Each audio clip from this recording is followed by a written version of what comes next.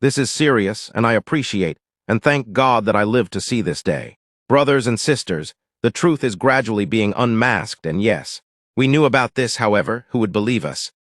Check your screen right now, and you will see the mind-blowing headlines on the internet through many media or publishing companies.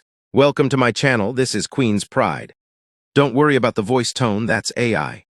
Feel free to relax and subscribe to my channel. Also, do not forget to turn the notification bell on to get notified when I post new contents. We've all known that over the years. It's been bad vibes against Nigerians. It's either Nigerians are alleged to be drug dealers, scammers, this and that, and it gets to a point that even people who barely feed themselves think that humiliating Nigerians and defaming Nigeria is their birthright. Anyway, sorry to disappoint you. There's no country without bad people, just as you have good people. There are drug dealers everywhere and there are poor people everywhere. The crimes of Indians, both internet scams and drug dealings, are a well-known factor. However, because some Africans love to sabotage both themselves and their neighbors, they forced negative narrative against Nigeria on the lips of everyone who cared to listen. What a shame! Indians had been exposed as the British Broadcasting Corporation undercover filming exposed the Indian pharmaceutical firm doing the unthinkable in West Africa. Nigeria is finally liberated. If you're a Nigerian, a Ghanaian or an African, or even from other continents listening to me, I want you to listen attentively and spread this information if you truly believe in justice. There's been a trend affecting our African youths. I will use Nigeria, Ghana, and Ivory Coast as a case study according to BBC, where packets of drugs are seen on the streets. An investigation was launched by BBC after 20 years of several complaints by the Nigerian journalists over what they've always discovered. BBC spy found that the packets of this drugs have Avio logo on them and being sold on the streets of Ghana, Ivory Coast, and Nigeria. These drugs were traced back to Mumbai, India. Back in India, Avio Pharmaceutical makes a range of pills that have different brand names and being packed to look like legitimate medicines, but contains harmful substances. The substances are so addictive and makes you so high that it was banned in Europe. You should know that it's a hard drug, and the most important of it all is that these drugs are not licensed for use anywhere in the world because they're very harmful to health. Yet this Indians decided that it is good to sell it to Africans.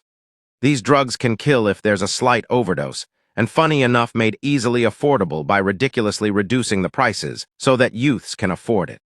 With the evidence gathered so far, BBC undercover agent landed in Avio Pharmaceutical as a businessman, and what he discovered is heartbreaking. They knew what they are doing, after all it's all business according to him. He knew it is a harmful substance. In the city of Tamale in northern Ghana, so many young people are taking illegal substances that one of the chiefs created a voluntary task force of about 100 local citizens to raid drug dealers. Hold on, so even Ghanaians take drugs. I thought Nigerians are the only ones that deal on drugs. BBC followed the task force, and the dealer was apprehended, and he's a Ghanaian while his supplier is from India. This Indian company, according to data gotten by BBC, ships these drugs direct to Ghana and other African nations, which means that Nigerians are not the ones taking drugs to Ghana. Drug barons in Ghana are simply Ghanaians who get their products from these manufacturers. There are drug dealers and users in every nation. Stop pointing accusing fingers on Nigerians. If you're amongst those accusing Nigerians, you need to apologize. Indian government had responded to this. Dear brothers and sisters, for the sake of the YouTube guidelines, so that I do not violate it, I will not be posting some videos here because there are some evidence, captured concerning this narrative. However, I will encourage you all to go online and Google, just type exposure of the Indian company by BBC. You will see a lot of information. If you go on other social media platform, you will see video evidence. Even if you visit the BBC handle, you will see some video evidence. I've always said it that people dealing with Africans are not Africans.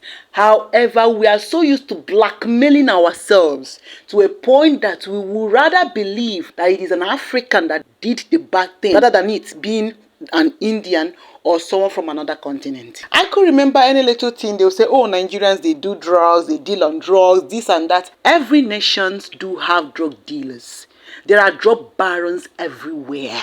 And these drug barons are not foreigners. They are your own people. That is why they are able to survive in that land. It will be difficult for a foreigner who is a drug baron to survive in Nigeria without a local assisting them. The same is applicable everywhere. So this attitude of, oh, Nigerians are scammers. Now, when you go to your nations, you will realize that the main scammers are your people, not even Nigerians. So I thank God that there is final vindication. And I do tell people that gradually the truth will come to limelight. And I also want to use this opportunity to talk to my Nigerians. We are used to believing that things that are bad are coming from our nations. We are used to believing whatever foreigners say against our nation. We need to stop. If you cannot protect your country, I don't know what you want to protect. Some will tell me, oh, we are just trying to say the truth. Which truth do you know? How are you sure? Were you there? Did you see them?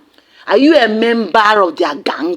How do you know that what a foreigner said against your nation is true? We need to start believing in our nation. My people in Ghana have been victimized. There is this stigma. Oh, they are scammers. Oh, they are drug dealers. They come to our country to deal drugs. In the end, now my people, they do them. A lot of things are coming up out there. And the truths gradually being exposed. And I love this fact. And I know that more truths are going to spill. When Nigerians were so many in South Africa, oh, Nigerians were the bad ones. Even Zimbabweans and Mozambicans even supported South Africans because then they targeted Nigeria. When many Nigerians left South Africa, they waiting they happen for South Africa. Drugs still they go on. In the end, they are now facing Somalians, they are facing Zimbabweans and Mozambicans and other people. The truth will surely come to light. Yes, we Nigerians, we have our own problems. But let me put it to you all out there. We Nigerians are not on our problems. We will not be on our problems. It is high time you all stop this unnecessary blame game. Looking for who to tag along in your failures. It is high time you all get mature.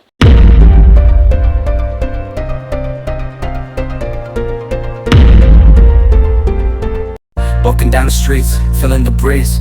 In the sunshine state where dreams come with ease. Palm trees swaying with the ocean in view. This is the place where I always feel brand new. Sipping on a smoothie, chilling by the shore. Got my shades on, feeling like I can't be ignored. Sun-kissed skin, feeling so alive in the soft rap game. I strive to thrive. Waves crashing on the sand as I ride the vibe. Soft rap flowing, let the rhythm collide. I'm the king of this groove with the catchy hook. Got the ladies moving and the fellas shook.